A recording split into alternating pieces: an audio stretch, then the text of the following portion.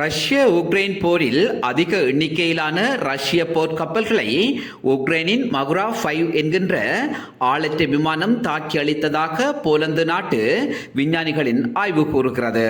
அரசியல், அறிவியல் மற்றும் பாதுகாப்பு ஆய்வுகளை வெளியிடும் ஜேர்னல் என்கின்ற இதழ் போரில் பயன்படுத்தப்பட்ட கடல்சார் ஆளற்ற விமானம் பற்றிய ஆய்வை வெளியிட்டது. கருங்கடல் கடற்பரப்பில் ஆளில்லா கடல்சார் விமானத்தின் தாக்கத்தை போலந்து விஞ்ஞானிகள் ஆய்வு செய்தனர். அந்த ஆய்வில் உக்ரைனிய மற்றும் ரஷ்ய ஆளில்லா விமானங்களான மைகோலா மகுரா V5, மாமே சி பேபி, டோலோகா DLK-150 மற்றும் மரிட்கா போன்ற உக்ரைனின் ஆளற்ற விமானங்களுடன் ரஷ்யாவின் ஒடுவாஞ்சிக் போன்றன அடங்கும். உக்ரைனின் கடல்சார் ஆளற்ற விமானங்கள் ரஷ்யாவின் 22 போர்க்கப்பல்கள் மீது தாக்குதல் நடத்தின. மகுரா V5 மற்றும் 14 ரஷ்ய போர்க்கப்பல்கள் மீது தாக்குதல் நடத்தி அதில் 8 போர்க்கப்பல்களை தாக்கி மூழ்கடித்தது. மகுரா V5 என்கின்ற ஆளில்லா மேற்பரப்பு விமானம் உளவு பார்க்கவும் எதிரிகளின் இலக்குகளை தாக்கி அழிக்கவும் பயன்படுத்தப்படுகின்றது. இது உக்ரைனின் பாதுகாப்பு அமைச்சின் முதன்மை புலனாய்வு இயக்குநரகம் EGUR, குறிப்பாக சிறப்பு பிரிவின் குரூப் 13 மூலம் இயக்கப்படுகின்றது. மகுரா V5 எனும் ஆளில்லா மேற்பரப்பு விமானமானது 5.5 மீட்டர் நீளமும் 1.1 மீட்டர் அகலமும் கொண்டது. மணிக்கு 40.7 கிலோமீட்டர் வேகத்தில் பறக்கக்கூடியது.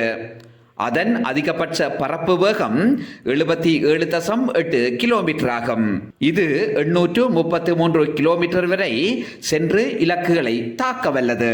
மகுரா V5 ஆனது எதிரியின் போர்க்கப்பல்களை முழுமையாக அழித்த உலகின் முதலாவது ஆளில்லா மேற்பரப்பு விமானம் என்கின்ற சிறப்பை பெற்றுள்ளது. அத்துடன் அதிக எண்ணிக்கையிலான எதிரியின் போர்க்கப்பல்களை அழிக்கும் செயற்திறன் கொண்டதென போலந்து நாட்டு விஞ்ஞானிகளின் ஆய்வு கூறுகிறது.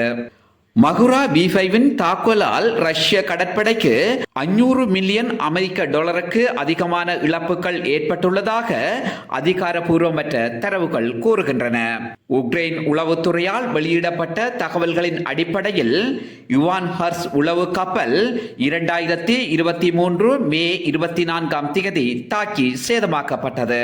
செர்சி கோடோவ் ரோந்து கப்பல் 2023 ஆண்டு ஜூலை 24 மற்றும் செப்டம்பர் 13 2 தடவைகள் தாக்குதல் நடத்தப்பட்டு சேதமடைந்தது. D-144 செர்னா தரையிறக்க கப்பல் 2023 நவம்பர் 11 தாக்கி மூழ்கடிக்கப்பட்டது. D-295 அகுலா தரையிறக்க கப்பல் 2023 நவம்பர் 11 தாக்கி மூழ்கடிக்கப்பட்டது. இவனோவிட்ஸ் பீரங்கி படகு 2024 பிப்ரவரி 1 தாக்குதல் நடத்தப்பட்டு மூழ்கடிக்கப்பட்டது. சீசர் குனிகோவ் என்கின்ற பாரிய தரையிறக்க கப்பல் 2024 பிப்ரவரி 14 தாக்கி மூழ்கடிக்கப்பட்டது. செர்சி கோடோவ் ரோந்து கப்பல் 2024 மார்ச் மாதம் 5 அன்று KA-29 ஹெலிகாப்டருடன் தாக்கி மூழ்கடிக்கப்பட்டது. 2024 மே 30 அன்று HS-701 படகுகள் மீது நடத்தப்பட்ட தாக்குதலில் 3 சேதமாக்கப்பட்டு அதில் 1 முற்றாக அழிக்கப்பட்டது. மகுரா V5க்கான இலக்குகளை தேர்ந்தெடுக்கும் போது 800 கிலோமீட்டருக்குள் உள்ள எந்த இலக்கையும் தாக்கியளிக்கும் வல்லமை உண்டு என்கிறது EGUR.